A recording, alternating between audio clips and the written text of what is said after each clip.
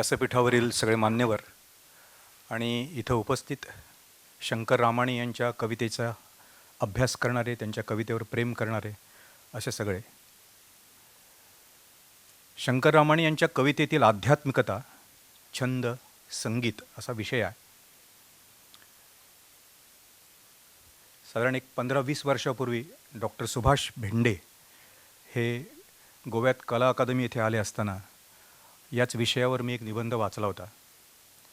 तेव्हा ते मला म्हणाले होते की हे जे काही सूत्र आहेत ते शंकर रामाणींना कळव, ज्यावेळी रामाणी होते त्यावेळची गोष्ट. त्यानंतर बरीच वर्ष गेली.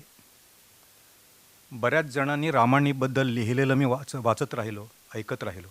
आणि काल सकाळपासून आत्तापर्यंत रामाणीबद्दल वेगवेगळ्या अभ्यासकांनी जे काही विचार मांडले तेही मी ऐकले. आणि ते ऐकल्यानंतर माझ्या मनामध्ये काही प्रश्न निर्माण झाले की जसं ते हत्तीची गोष्ट आहे ना, कुणाला पाय सापडतो, कुणाला सोंड सापडते, कुणाला कान सापडतो, आणि हा हत्ती. तसं अनेकांकडनं मी अनेक ऐकतो आहे. कारण इतरांना जे सापडलं त्याच्यापेक्षा मला वेगळं काहीतरी दिसतं आहे, आणि मी बरोबर आहे की चूक आहे हे मला माहिती नाही. पण तरीसुद्धा रामाणीबद्दल इतरांनी काय लिहिलं हे याचं जास्त विवेचन न करता त्यांची कविता जी आहे पुस्तकातली, आणि सुदैवानं अकादमीनं ज्याचा उद्या प्रकाशन होणार आहे, अनुजाचं जे पुस्तक लिहिलं आहे त्याच्यामध्ये समग्र कविता आपल्यासमोर येते. तर ती समग्र कविता समोर धरून मला काय त्याच्यातलं वेगळं दिसतंय ते आपल्यासमोर मांडण्याचा प्रयत्न करतो आहे.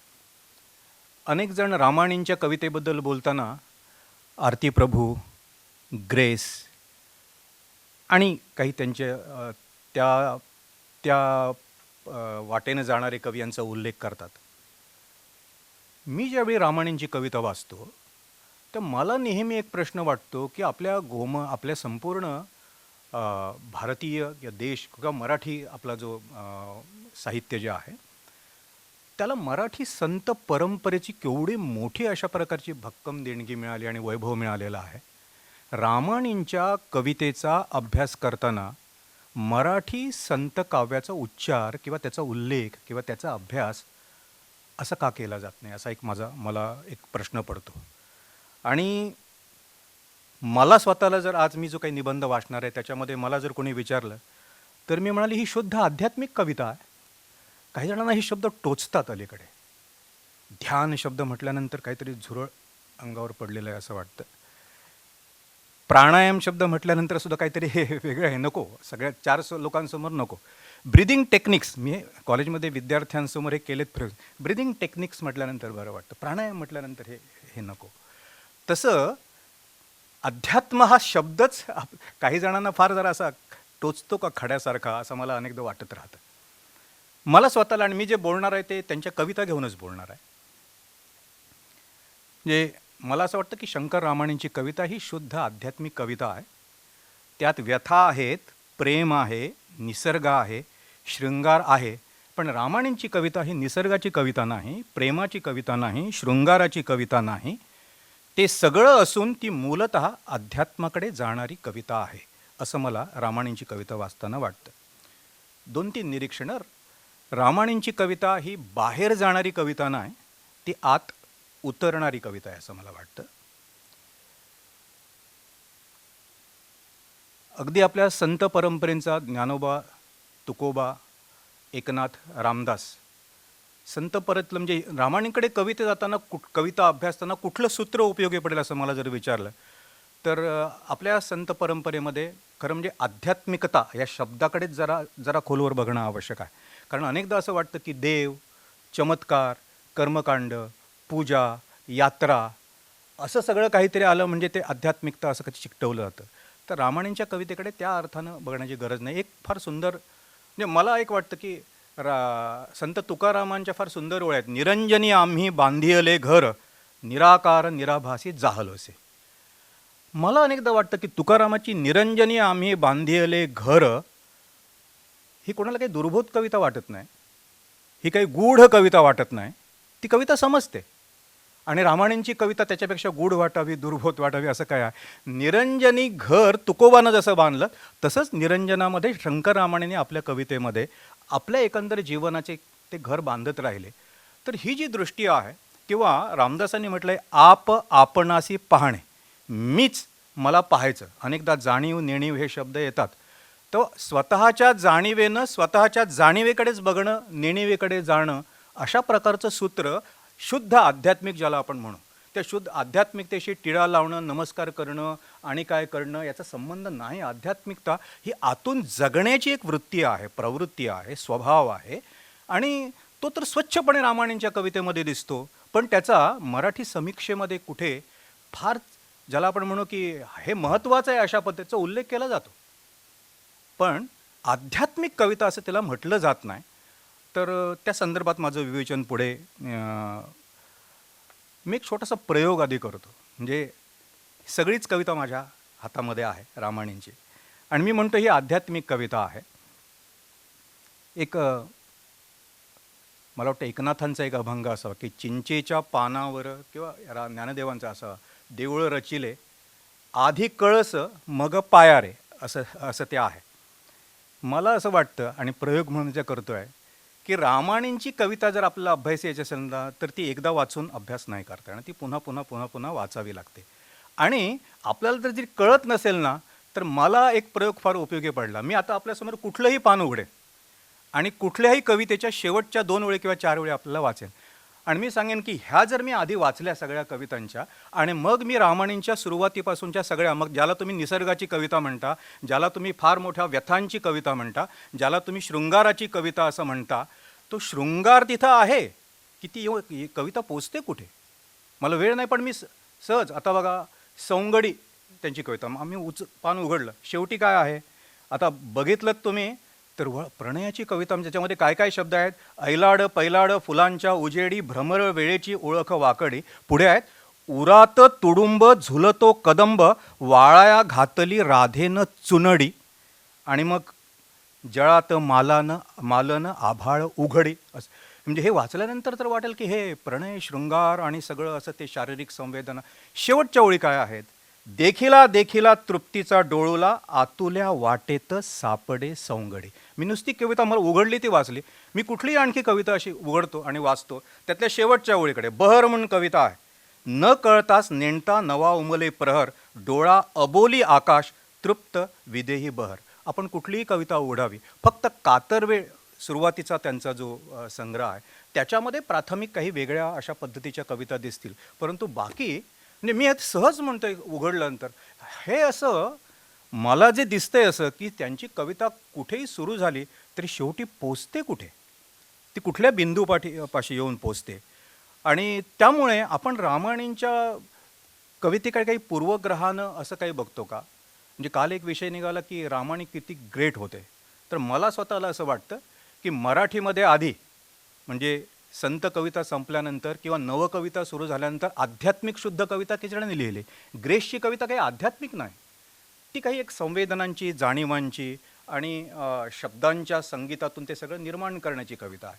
आरती प्रभूंची कविता आध्यात्मिक नाही. त्या अर्थानं शुद्ध आध्यात्मिक ज्याला आपण म्हणावं अशा प्रकारची जाणीव प्रगट करणारी शंकर रामायणांची कविता आहे. आणि त्यांच्या कवितेचं वेगळेपण मला असं वाटतं की संत काव्यानं ही जाणीव व्यक्त केली, आविष्कार वेगळा होता. रामायणाने ही आपली आध्यात्मिकतेची जाणीव व्यक्त केली, त्यांचा आविष्कार वेगळा आहे. तो नवकवितेला जवळ जाणारा आविष्कार आहे असं मला वाटतं.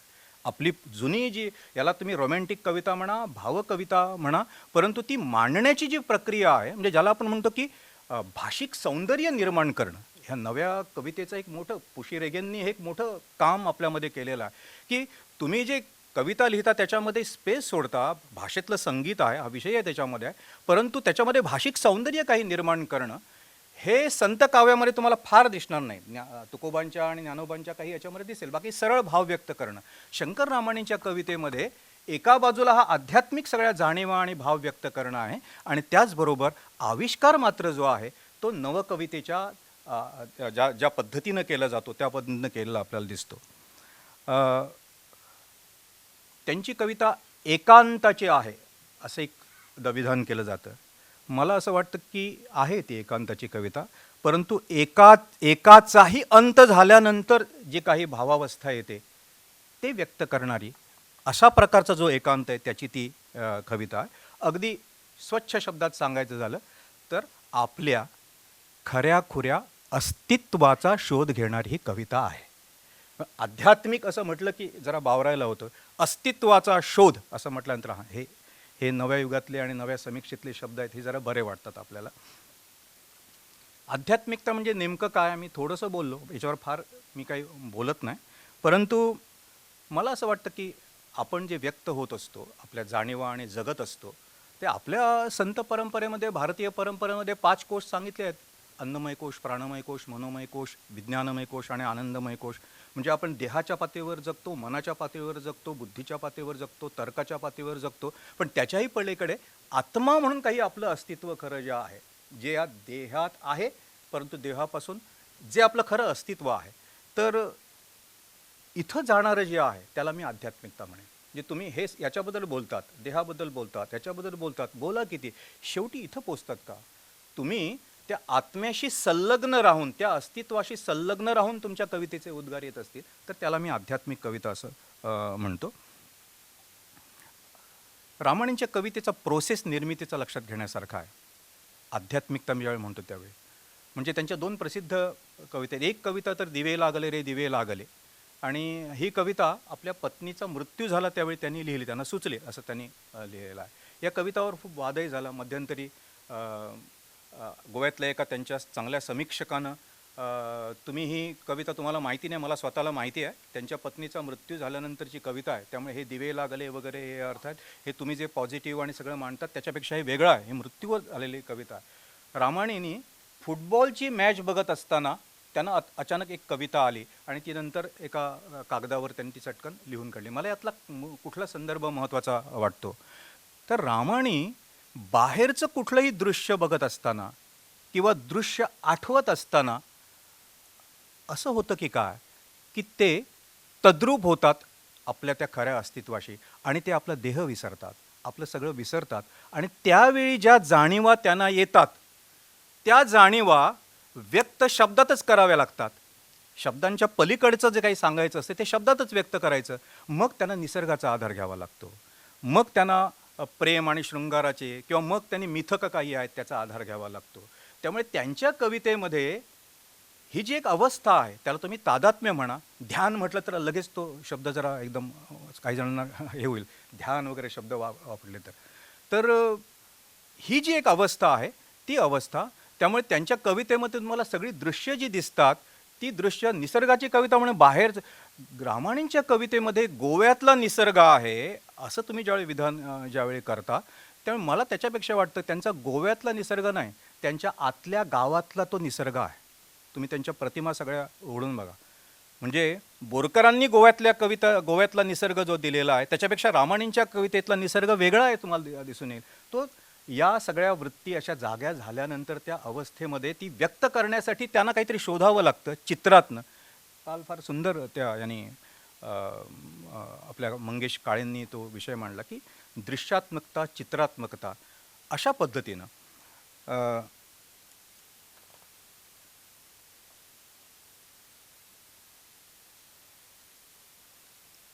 त्यांच्या अनेक कविता आपल्याला अशा दिसतील की त्या लौकिकाच्या सगळ्या अवस्था प्रकट करतात, व्यवहार जीवनातला, आणि शेवट मात्र अलौकिकाकडे जाताना आपल्याला दिसतो. जवळजवळ सगळ्या कविता असं मला वाटतं.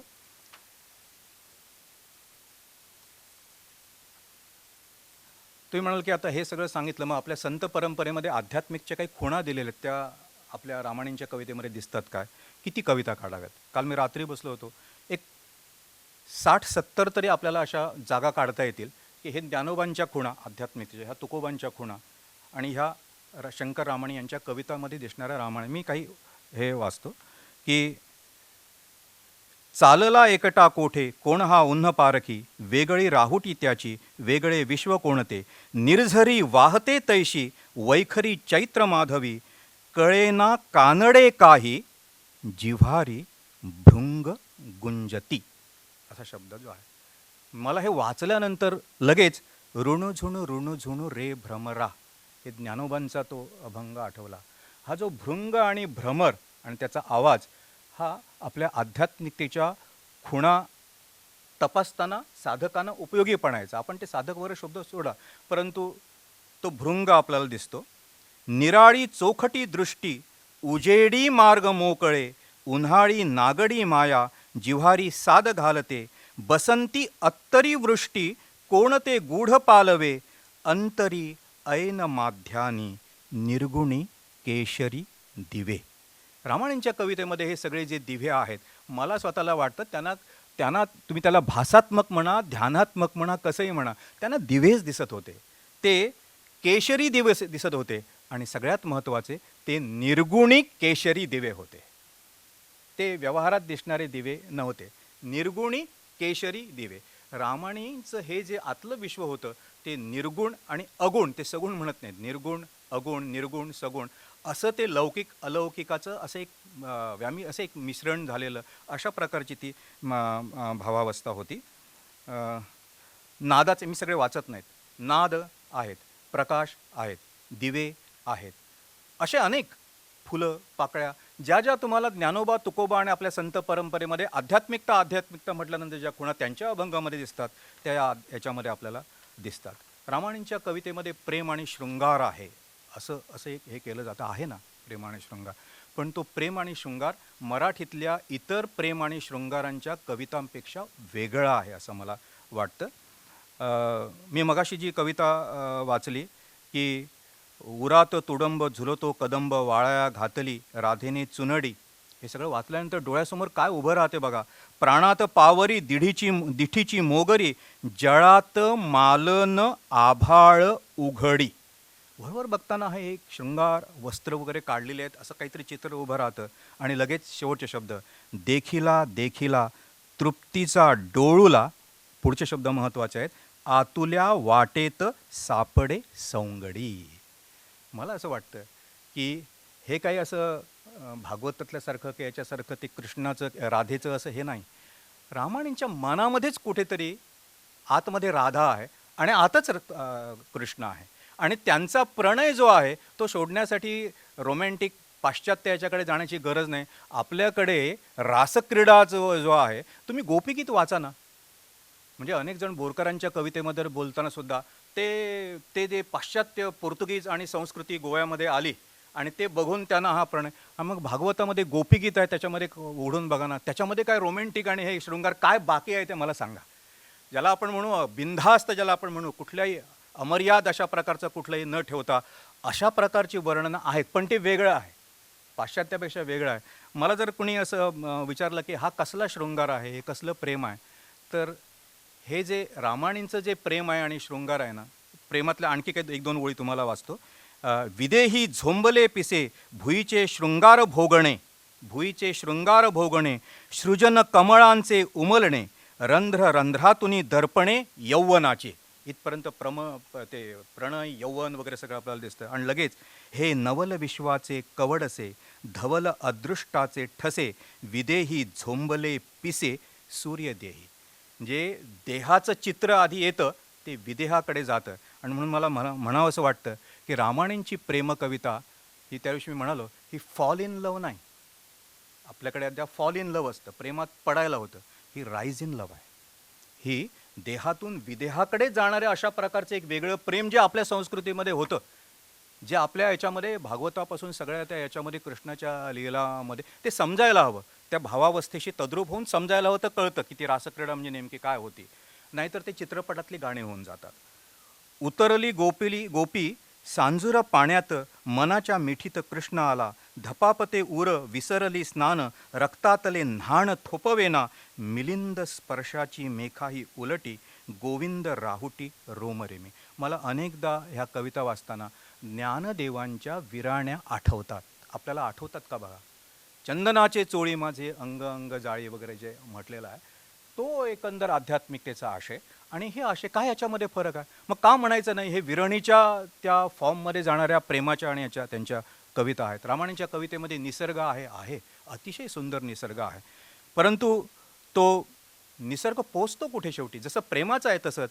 अप्रूप रंगाचे असताचे आकाश, आतून वेगळा ओहोळे आभास, दुरात उडाले अनोखे पाखरू, पाहते कवेत क्षितिज सावरू. सगळं चित्र आपलं उभं राहतं आणि शेवटी संभ्रम झांजरी नारिंगी नवाई, अलक्ष कळांची पारज पुण्याई.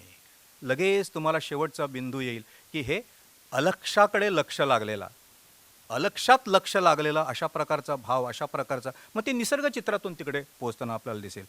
उन रुजे माथा वैशाखाची धून, लासलेली खूण आयुष्याला, ना तरी आपुली आखुड पुण्याई, आता सर्व गायी घरा आल्या. काय सुंदर चित्र ते असताचं आणि आहे बघा सगळं, म्हणजे संध्याकाळचं, गायी घरा आल्या वगैरे.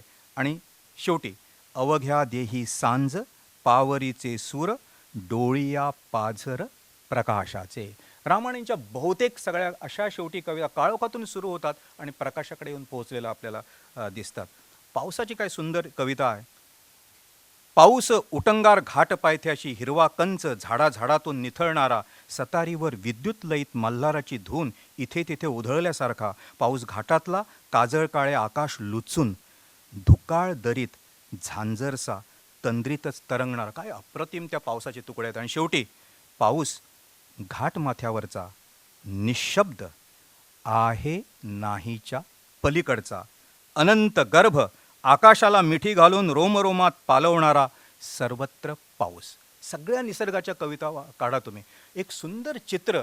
आणि निसर्गाच्या त्या सगळ्या संवेदना आपला पोचता पोचता शेवटी ते कुठेतरी ते रोमारोमात पालवणारा सर्वत्र पाऊस आणि गर्भ निशब्द करणारा पाऊस. हे काय, हे ह्याला तुम्ही शुद्ध निसर्ग कविता म्हणाल की अध्यात्म कविता म्हणाल? मला अनेकदा असं वाटतं की तुकारामाबद्दल अनेक जण अलीकडच्या त्या वास्तववादाच्या ही एक अशी लाळ आल्यानंतर, तुकाराम हा सामाजिक कविता, सामाजिकतेच्या कविता, अशा कविता, तुकारामाचा विठ्ठल हा शब्द बाजूला ठेवून तुकारामबद्दल सगळं लिहिलं जातं. मला अनेकदा आश्चर्य वाटतं, तुकारामाच्या अभंगामधला विठ्ठल बाजूला काढल्यानंतर उरतं काय? ते तुकारामावर न्याय करण्यासारखं आहे का, असा मला प्रश्न विचारावा वाटतो. तसं शंकर रामायणांच्या कवितेतील दिवे, प्रकाश, आध्यात्मिकता, जाणीवा नेणीवा पलीकडची अवस्था जर काढली तर मग जो निसर्ग उरतो, मग ज्या व्यथा उरतात, मग जे सगळं काही उरतं, ते आपण जरा अभ्यास करणं, तपासून बघणं आवश्यक आहे असं मला वाटतं. मृत्यू, दुःख, यातना, व्यथा सगळ्या आध्यात्मिकतेच्या दिशेनं जाणाऱ्या आहेत. एका दिवंगत कवयित्रीसाठी म्हणून फार अप्रतिम कविता लिहिली आहे, मला वाटतं त्या सुनीता जोशी यांच्याबद्दल. आणि त्यांचं मरण सगळं, मी ते सगळं वाचत नाही. तुझा कोवळा अस्तमी पाहिलेल्या, तुझ्या मृत्यूचा जन्मही देखणा. आणि मग सगळे मला दुःख मस्तून निर्धास गेले, हे दुःख वगैरे सगळं आले. आणि शेवटी काय, व्यथा वेगळे विश्वते आतले, अन तिथे मेघ ओथंबुनी वर्षले, कुठे तू जडे पाचवी पूर्णदृष्टी, मला अर्थसंपन्न हे सोहळे. अंडरलाईन द वर्ड सोहळे. मला का सोहळे वाटतं? मरणाचं दृश्य तिखाटी मांडलेलं आहे आणि मला अर्थसंपन्न हे सोहळे म्हटलेलं आहे. मग आमचा तुकाराम म्हणतो की आपुले मरण पाहिले मी डोळा, हे तुकाराम जे म्हणतो. आणि आमचे रामाने म्हणतात मला अर्थसंपन्न हे सोहळे, मृत्यू दुसऱ्या बघताना. आणि म्हणून गफलत अशी होती असं मला असं वाटतं की दिवे लागले रे हे कविता पत्नीचा मृत्यू होत असताना त्यांना सुचली असेल, परंतु ती पत्नीच्या मृत्यूवर लिहिलेली कविता नाही, तर तो मृत्यू बघत असताना त्यांना अशी काही एक असे ते ज्याला आपण ट्रान्स म्हणू किंवा अशा प्रकारच्या एका वेगळ्या विश्वात ते नेहमी जात असावेत की त्याचा इम्पॅक्ट मरणाचा आध्यात्मिकतेशी पोहोचल्यानंतर मरण हा सोहळा होऊन जातो. मग दिवे लागले रे दिवे लागले या कवितेमध्ये तो मृत्यूचा सोहळा, आतमधलं सगळं आता दुःख काळोख असं आलेलं असताना मरण हा सुद्धा एक सोहळा होऊ शकतो अशी आपली हिंदू संस्कृती सांगते, भारतीय संस्कृती सांगते.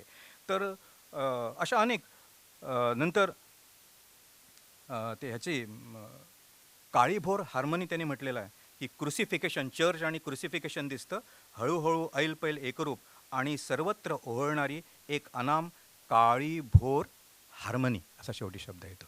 म्हणजे सगळं एकदम असं उलटून टाकणारा, वेगळं अशा प्रकारचं चित्र निर्माण करा, एका विचारापर्यंत पोहोचणारा, अशा सगळ्या ह्या एकटेपणाची कविता. हे शंकर रामायणी एकटे एकटे होते, व्यथासंपन्न होते, एकटेपणाचं दुःख भोगत होते. अरे पण ते एकटेपणाबद्दल ते काय म्हणत होते? कोण मी कोठल्या एकट्या वाटेचा, ओठावर रुचा शब्द ब्रह्म. शब्द त्यांच्या याच्यावर. अशा एकटेपणाच्या किती त्यांचं सगळं जीवनचरित्र मांडणारी चमचाभर जिणे जगताना, काय अप्रतिम कविता आहे. त्याचा शेवट जरा बघा तुम्ही. वास उडून गेलेले चमचाभर जिणे, हे शेवट वाचतोय मी. त्याच्या आधी सगळी अस्ताव्यस्त संसार झालेला, त्यांचं पत्नी आणि त्यांचं नातं, त्यांचं एकंदर संसार, त्यांना एकटेपणा, हे सगळं त्याच्यामध्ये आलेलं आहे. आणि मग ते काय म्हणतात, चमचाभर जिणे जगताना वास उडून गेलेले चमचाभर जिणे, तुझ्या माझ्या खोलीभर खंबीर संसाराच्या घरकुरातला कडवट घुसमटगार अनाथ अंधार, घायाळलेल्या एकाकी पाखरासारखा निश्चित. हे सगळं वाचल्यानंतर शेवट म्हणतात, अपंगाला लाडकी लेक तशी उत्तरेला एक थोटी खिडकी. काय अप्रतिम आहे बघा. ही खिडकी, ही घराची खिडकी नाही, ही आतली डोळ्याची नाही, डोळ्यांचा डोळा, दृष्टीची खिडकी आहे ती. अपंगाला लाडकी लेक तशी उत्तरेला एक थोटी खिडकी, आणि तिथूनच दुरात झिळमिळणारा धुतल्या आभाळाचा एक पांढरा फेक तुकडा, वास उडून गेलेले चमचाभर जिणे जगताना. शंकररावांनी त्यांच्या आयुष्यामध्ये इकडे सदा व्यथाग्रस्त असताना ते व्यथाग्रस्त होऊन जगत होते, की ह्या सगळ्या व्यथाकडे बघता बघता शेवटी त्यांना त्या आध्यात्मिकतेकडे पोचल्यानंतर त्यातला जो काही वेगळा ज्याला आपण म्हणू की सकारात्मक अशा प्रकारचा जगण्याचा भाग दिसत होता, त्या संवेदनामुळे, त्या विश्वामुळे, हे आपण जरा नीट तपासून बघावं. माझा वेळ वाढलेला, मी 2-3 मिनिटामध्ये संपवतो. आव्हे मारिया ही त्यांची प्रसिद्ध कविता, इथं वरती प्रदर्शनामध्ये ती तर लिहूनच अशी ठेवलेली आहे. कवितेचा शेवट मी फक्त वाचतो. ती चर्च, ख्रिस्ताच्या घंटा, त्यांचं सगळं जीवन सगळं आपल्याला दिसतं. अचानकपणे कुणालाही न सांगता सवरता या निसंग अवधूत अंधारातून मी एकटाच चालत जाईन, निर्भय काळोखाच्या दुसऱ्या टोकापर्यंत. फक्त सोबतीला माझी कविता असेल. कविता, कवितेचं सृजन, सृजनावस्था, आणि त्याचबरोबर त्या अवस्थेमध्ये जात असताना त्यांना येणारी अनुभूती शब्दात पकडण्यासाठी मग निसर्ग वगैरे सगळं आलेलं असेल, अशा ह्या कविता आहे. अगदी आई गेली, मला सांगा, आई गेली ही दुःखाची कविता आहे. काय शेवट आहे या कवितेचा? आई गेली तेव्हा आई गेली याचा अर्थ एवढाच, शेवटचा आहे, आधी सगळं ते दुःखात्मक सगळं दिसतं. आई गेली याचा अर्थ एवढाच, ती घरीदारी नाही, मातीच्या कणाकणाशी तद्रूप होऊन आई विशाल झाली, आणि आकाश आपल्या अलक्ष हाताने तिला झेलून वेंगून राहिले. आई गेली तेव्हा आश्चर्यच म्हणायला हवं, तसूभरही मी आतून ओलावलो नाही. आणि एक शेवटचं क्रियापद, तसूभरही मी आतून ओलावलो नाही, पालावलो. आईचा मृत्यू, पत्नीचा मृत्यू, मला या सगळ्या संग्रहामध्ये ह्या कविता खुणावत आहेत काय, तर आपल्याला, मला काय वाटतं की अभ्यासकांना व्यथा दिसत आहे, अभ्यासकांना दुःख दिसतंय, नुसताच निसर्ग दिसतोय. मला ते सगळं दिसतंय पण ते असून नसल्यासारखं आहे, मला हे दिसतंय जास्त. आणि म्हणून मी त्यांच्या कवितेला आध्यात्मिक कविता म्हणेन. आणखी त्यांच्या कवितेबद्दल खूप आपल्याला बोलता येईल, त्यांच्या संगीताबद्दलही बोलता येईल. त्यांच्या संगीतामध्ये शार्दूल विक्रीडित असेल, भुजंगप्रयात असेल, किंवा मुक्त छंद त्यांचे लयबद्ध असेल, हे सगळं शब्दसंगीत, हे सगळं छंदांचं आणि याचं संगीत त्यांच्या कवितेला एक प्राचीनतेचा आयाम कसा दिसा. म्हणजे मला ते पृथ्वी, क्षणोक्षणी पडे उठे, आपल्याला पृथ्वी म्हटलं ना, आम्हाला लहानपणी ही कविता होती, त्याच्यावरनं आम्ही पृथ्वी लक्षात ठेवायचो. काही या वृत्तामध्ये आहेत, ते असं लांब लचक असणाऱ्या प्रकारे. मला असं वाटतं की रामायणींच्या कवितेमध्ये आर्तता आहे, व्यथा आहेत, परंतु ह्या सगळ्या कुठल्या बाजूनं जाणाऱ्या आहेत. मला ज्ञानोबांची एक ओळ आठवते, विश्वाचे आर्त प्रकाशले माझे मने. त्या आर्तला मी करुणा असं म्हणेन, कुठेतरी करुणा. आणि म्हणून ही एकट्याची कविता नाही. अशा प्रकारे दुःख जगत असताना जे दुःखातून एक प्रकाशाची वाट स्वतः आपल्या आत, ती खरी खोटी चरित्र मला नाही, मला त्यांची कविता जी सांगते, म्हणजे काल एक चर्चा होत होती की ही रोमॅन्टिक कविता, वास्तववादी कविता, ही कविता. मला अनेकदा असं वाटतं, कविता दोनच प्रकारच्या असू शकतात, एक खरी कविता आणि दुसरी खोटी कविता. रामायणींची कविता खरी कविता आहे. रामायणींच्या कवितेमध्ये करुणा एकट्याची म्हणून प्रगट होते, पण ती सगळ्या विश्वाचं, अशा प्रकारचं, जे दुःखातच जगत असतात माणसं, त्यांना त्यांचं जगणं याचा स्पर्श झाल्यानंतर कसं होईल ते व्यक्त करणारी अशा प्रकारची कविता आहे. एक विचार मला कधी कधी चाटून येतो की इतक्या प्रकारच्या समीक्षा झाल्या, यापुढे रामाणीसारखा कवी जर दुर्लक्षित राहणार असेल, 100 वर्षानंतरसुद्धा त्याची आठवण होत असताना त्यांच्या कविता मला दुर्बोध वाटतात, गूढ वाटतात असं म्हणावं असं वाटत असेल, तर मराठी समीक्षेला रोमॅन्टिक, वास्तववादी आणि काय शैलीवादी अशा समीक्षा आहेत, तसं एक आध्यात्मिक समीक्षा असं काहीतरी एक निर्माण होऊ शकतं का? त्या दृष्टीनं आपण अशा प्रकारचा कवितांचा अभ्यास करू शकतो. रामाणींच्या कवितेबद्दल एका वाक्यात सांगायचं झालं तर माझ्या आवडत्या ओळी आहेत मनमोहनांच्या, आणि त्या बरोबर यांच्या परवा मी ह्याच्यामध्ये म्हटल्या त्या, की "शव हे कवीचे जाळू नका हो, जन्मभरी तो जळतची होता." ही पहिली ओळ आहे. "शव हे कवीचे जाळू नका हो, जन्मभरी तो जळतची होता. फुले तयावर उधळू नका हो, जन्मभरी तो फुलतची होता."